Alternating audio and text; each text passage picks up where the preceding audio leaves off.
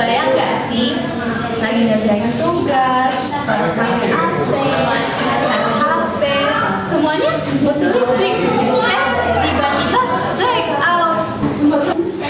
Nah, Ustaz, kan pasti hari ini kita bakal membahas gimana sih peran Pancasila bisa bantu kita nyelesain tantangan energi zaman now. So, tenang, enggak kok, let's go. Jadi gini guys, Indonesia sekarang lagi mengejar Zero Net Emission 2060, yang artinya emisi yang kita keluarkan harus kita bisa serap kembali dan menjadikannya energi. Pemerintah terus menunjukkan komitmen Indonesia dalam wacana menuju net zero emission di 2060 menurut Menko Kemaritiman dan Investasi Luhut Binsar Panjaitan. Indonesia telah memelopori sejumlah proyek dan komitmen yang besar terkait upaya dekarbonisasi. Seperti komitmen iklim melalui kemitraan internasional sebesar 20 miliar US dollar, target penurunan nasional determined contribution sebesar 43%, hingga investasi energi terbarukan lintas negara sebesar 30 miliar US dollar. Dengan potensi energi terbarukan yang mencapai lebih dari 3.600 gigawatt, Luhut memastikan Indonesia akan membuka kerjasama dalam mengatasi berbagai tantangan dunia ke depan. Indonesia has a huge renewable potential with 3,600 gigawatt of power, and we will continue to develop our green energy mix. Indonesia has abundant resources and critical minerals that are important for energy transition. Nickel, tin, bauxite, copper in items of global reserve. Indonesia is open to collaborating and working together in addressing global sustainability challenge. Luhut berharap upaya dekarbonisasi tidak hanya di tahap diskusi semata, namun butuh langkah nyata. Pasalnya krisis iklim telah menjadi tantangan bagi seluruh negara di dunia. Perubahan iklim juga menciptakan resiko pada stabilitas makroekonomi dan finansial yang berdampak secara global. Dari Jakarta, Herutri Yunarto, IDX Channel. Tapi kita masih punya beberapa masalah. Yang pertama, listrik yang kita gunakan masih menggunakan PLTU dari bahan batu bara sebanyak 60%. Yang kita tahu, batu bara yang dipanaskan itu atau dibakar itu menghasilkan emisi berupa CO2 dan SO2, yang dimana gas-gas ini ketika kita hirup secara berulang kali dan terus-menerus akan menjadi beracun. Masalah pertama adalah ketergantungan Indonesia pada listrik dari PLTU batubara yang masih lebih dari 50%. Batubara memang murah dan mudah didapat, tapi menghasilkan polusi dan mempercepat pemanasan global. Sementara itu, kebutuhan listrik terus naik karena aktivitas digital kita semakin besar.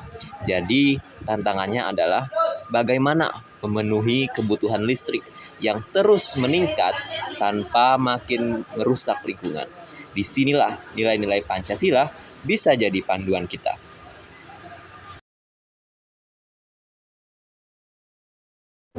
Selanjutnya, masalah yang kedua itu adalah permintaan listrik kita sekarang yang semakin melonjak tinggi.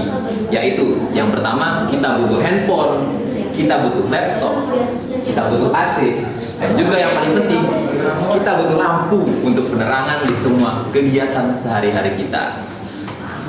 Masalah ketiga itu adalah pembangkit listrik tenaga surya atau solar panel itu masih belum merata, dan juga pemasangannya itu biayanya cukup mahal. Makanya pelan-pelan kita harus transisi energi, nggak harus cepat tapi pelan-pelan, dari energi kotor ke energi yang ramah lingkungan.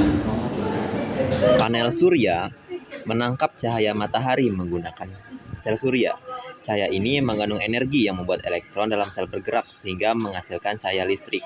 Listrik yang dihasilkan dikonversi melalui SCC dan menghasilkan listrik untuk rumah tangga, serta dialurkan kepada baterai sehingga saat malam hari tidak ada cahaya, cadangan listrik bisa menghidupkan lampu pada malam hari. Kita semua ini generasi digital yang butuh listrik 24 jam per 7 jam, di mana tanpa transisi energi kita cuma jadi HP kentang yang mati gaya.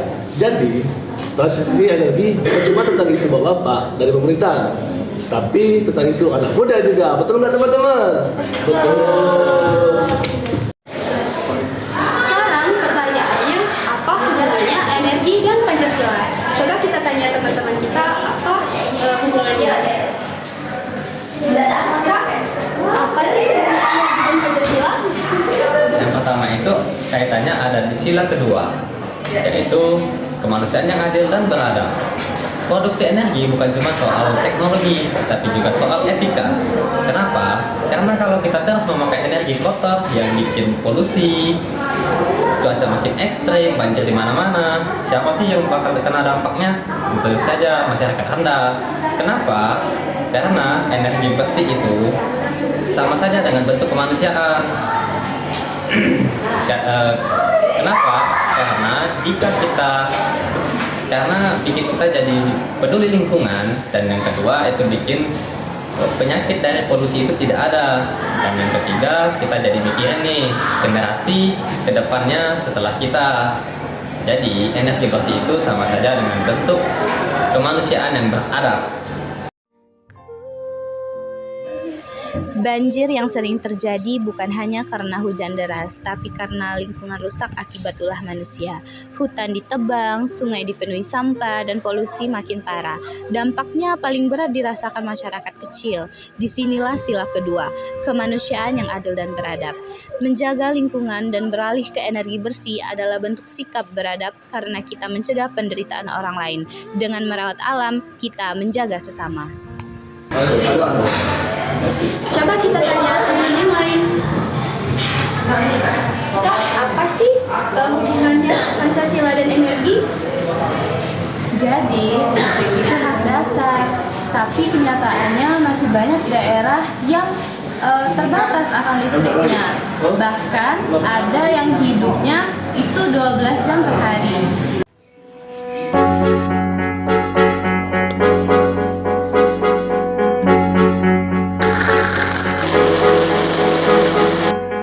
Akses listrik menjadi kebutuhan vital bagi masyarakat, tak terkecuali bagi warga Pulau Pemping dan Labun di Kota Batam, Kepulauan Riau. Kondisi listrik yang hanya mampu menyala selama 14 jam di Pemping berdampak pada fasilitas umum dan layanan masyarakat.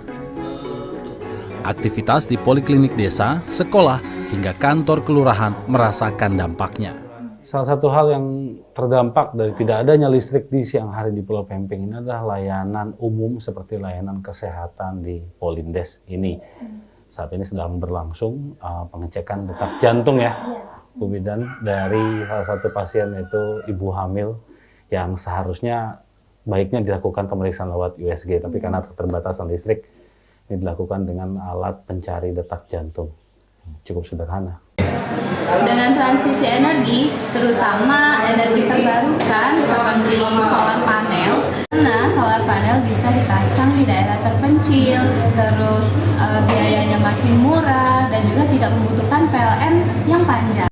Energi terbarukan sama dengan keadilan energi.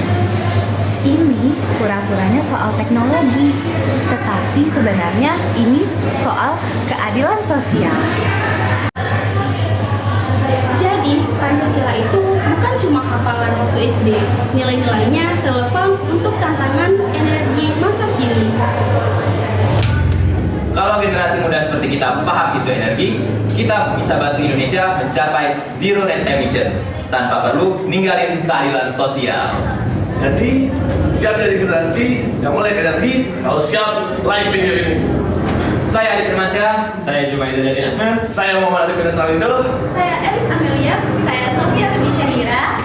kami dari kelompok 5, kelas 3 EGB, pamit undur diri. Dadah! Pernah kebayang nggak sih? Coba tanya teman-teman kita. Apa sih bedanya energi dan Pancasila? Bedanya Kita hadapi sekarang, yang pertama, kita masih menggunakan